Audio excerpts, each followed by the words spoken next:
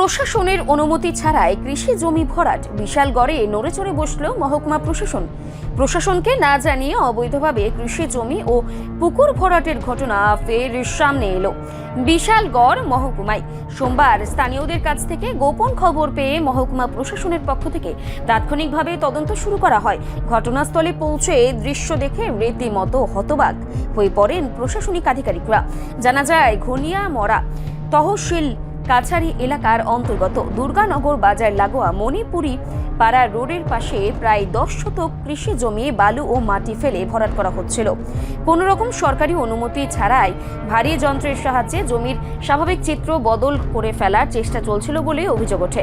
বিষয়টি নজরে আসতেই ডিসিএম প্রসেনজিৎ দাস ঘটনাস্থলে গিয়ে কাজ বন্ধের নির্দেশ দেন এবং জমির মালিককে জিজ্ঞাসাবাদ করেন।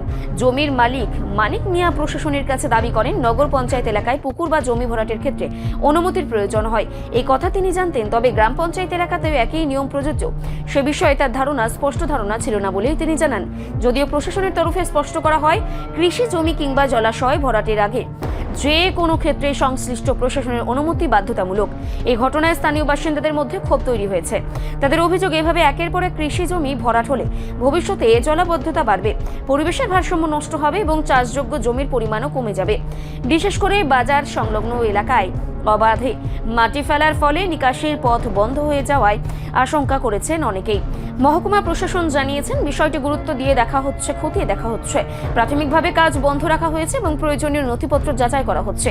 নিয়ম ভাঙার প্রমাণ মিললে সংশ্লিষ্টদের বিরুদ্ধে আইনানুগ ব্যবস্থা নেওয়া হবে বলেও সতর্ক করা হয়েছে। প্রশাসনের পক্ষ থেকে সাধারণ মানুষকে আবেদন জানানো হয়েছে, কোনো জমি বা পুকুর ভরাটের আগে অবশ্যই সরকারি অনুমতি নিতে হবে, অন্যথায় কঠোর পদক্ষেপ করা হবে। এই ঘটনার পর বিশালগড় মহকুমা জুড়ে অবৈধভাবে ভরাট রুখতে নজরদারি জোরদার করা হয়েছে বলেই জানা গেছে।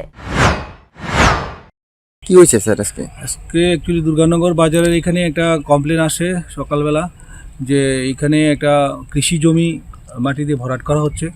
তো সেই নিরিখে আমি সঙ্গে সঙ্গে স্পটে আসলাম, দেখে যে রাস্তার পাশেই একটা দুর্গানগর বাজারের কাছে দিয়ে একটা পিচের রাস্তা আছে, ওইখানটা একটা মণিপুরি সমুদ্র পুকুরটার নাম মণিপুরি এলাকার পুকুর।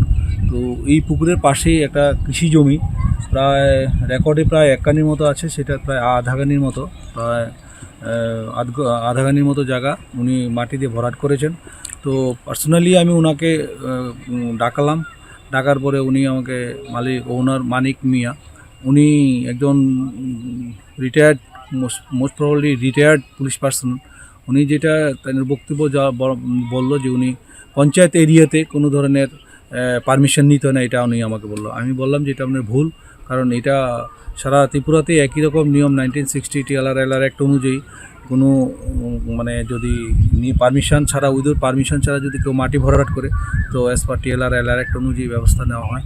তো সেই নিরিখে আমরা বিশালগড়ে বিভিন্ন জায়গাতে এই জিনিসটা করে থাকি। তো এই কমপ্লেনের বেসিসে আমি আজকে এসে দেখলাম যে আসলে যে এই জায়গাটা কৃষি জমি ছিল, যেটা কিছু পাশেই ধান গাছ হচ্ছে, কিন্তু উইদাউট পারমিশন উনি জায়গাটা মাটি ভরাট করে দিয়েছেন। তো as per rules TLR act অনুযায়ী ওনার এগেস্টে আমরা এখন চিঠি দেবো, সেই নিরিখে বাকি অ্যাকশনটা নেওয়া হবে। জায়গার মালিকের নাম কি? ওনার নাম মানিক মিয়া। বাড়ি কোন জায়গা ওনার? ওনার দুর্গানগরই বাড়ি, ওনার বাড়ি। রিপোর্ট সংবাদ প্রতীক্ষা।